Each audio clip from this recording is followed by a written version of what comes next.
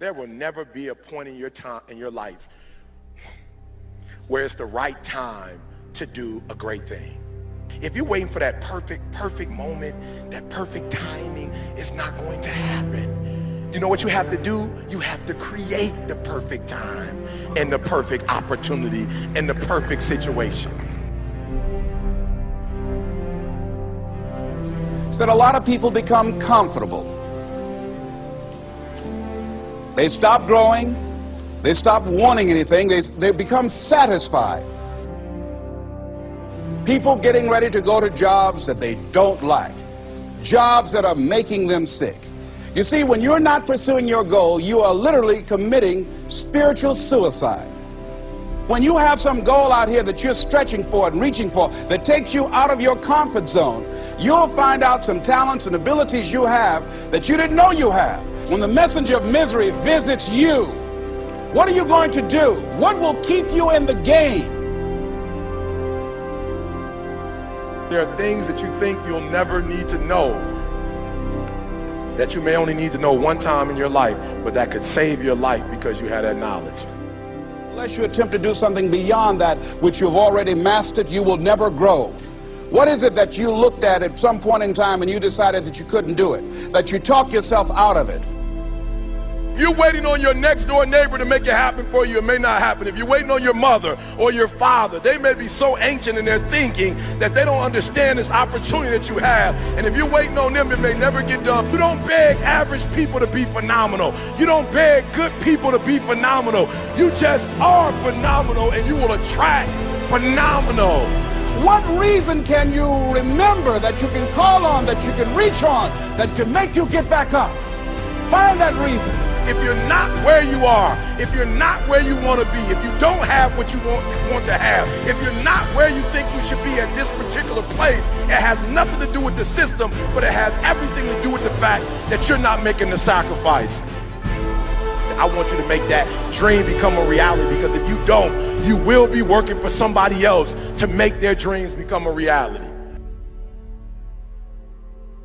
Everybody is against you or don't believe in you no more. And let me tell you something, that's a lonely feeling. It's a lonely feeling, particularly people that you're doing it for. Most people take their greatness, take their ideas to the graveyard with them. Listen to me, if it was easy, everybody would do it. There are people right now who are working who don't want to work. There are people who hate their jobs, but they keep getting up to do it. The wealthiest place on the planet is the graveyard. Because in the graveyard we will find inventions that we never ever were exposed to. Ideas, dreams that never became reality. Hopes and aspirations that were never acted upon. Question is, what are you going to do with your time? What drives you? And greatness is a lot of small things done well. Day after day, workout after workout, obedience after obedience, day after day. When things don't work out for you, when things happen that you could not anticipate, what are the reasons that you can think of that can keep you strong?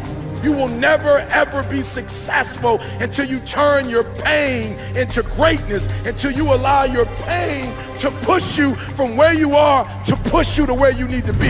Stop running from your pain and embrace your pain. Your pain is going to be a part of your prize, a part of your product. I challenge you to push yourself. See, it's easy to be on the bottom. It doesn't take any effort to be a loser. It doesn't take any motivation, any drive in order to stay down there on a low level. But it calls on everything in you. You have to harness your will to say, I'm going to challenge myself. I mean that what you did last week don't count.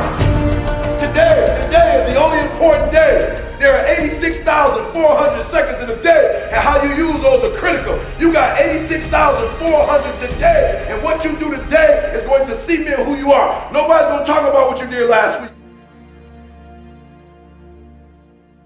That the biggest enemy you have to deal with is yourself. There's an old African proverb that says, if there's no enemy within, the enemy outside can do us no harm.